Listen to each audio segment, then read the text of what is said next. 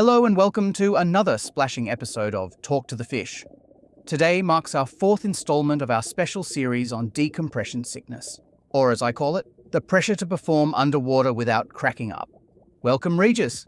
Let's stretch our fins and get ready to tackle this episode. Hello, Jack. So last time, we learned that pressure goes up with depth, making gas volumes change. That was Boyle's law. Simple enough, right? Well, But the air you're breathing, it's not just one gas. It's a cocktail.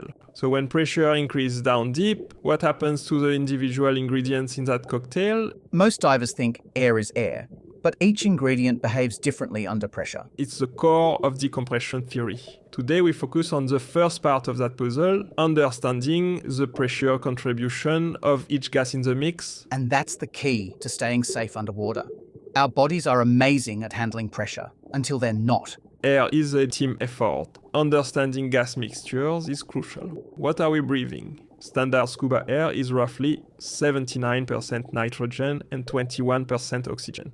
There are a tiny bit of other stuff, but for decompression, these two are the main players in air. Like a buddy team underwater. Nitrogen's the quiet majority and oxygen's the vocal minority. The percentages don't change, but their behavior sure does at depth. Alright, about gas jobs. Oxygen. He's a hero, your body's fuel. Nitrogen. Mostly inert, just a passenger along for the ride. Doesn't do squat until you surface.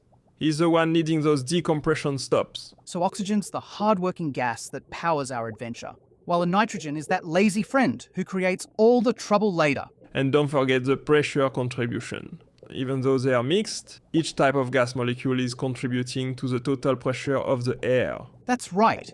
They might share the same tank space, but they act independently. This explains why nitrogen becomes such a sneaky troublemaker during our dives. The higher its partial pressure, the more our bodies absorb. Alright, Dalton's law. Listen close. The total pressure in a gas mix, it's just the sum of what each gas contributes individually. Think total team effort equals the sum of each player's effort. It's like a coral reef, made up of many different creatures, but working as one ecosystem. Each gas is doing its own thing while contributing to the whole pressure picture. Apply it underwater, Jack. Down deep, pressure climbs, but air mix is fixed at 79-21.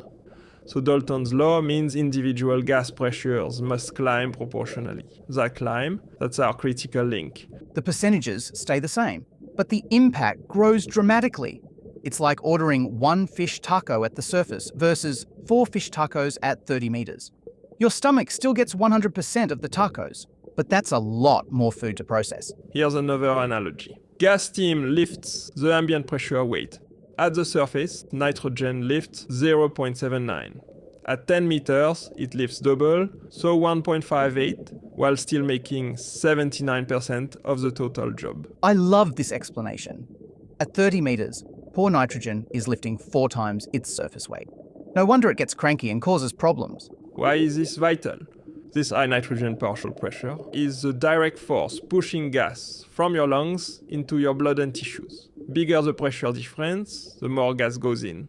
The gas doesn't care what percentage it is. It only responds to pressure differences. Higher pressure in the lungs drives nitrogen into your tissues like a hungry shark chasing a snack. As you ascend, the pressure gradient reverses, and now the nitrogen wants out of your tissues. Now we are getting to the heart of decompression theory. Understanding partial pressures helps explain why we need to control our ascent, allowing these gases time to safely exit our bodies. And this is why rushing to the surface is a terrible idea. Those nitrogen molecules need time to find their way out, or they'll form bubbles like an underwater tantrum.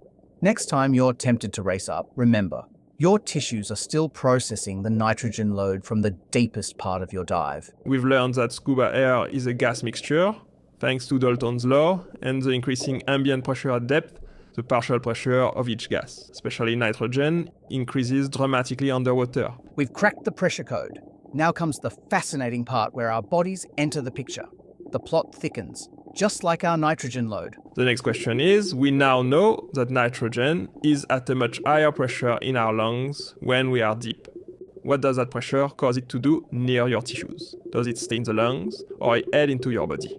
Oh, nitrogen is not a homebody.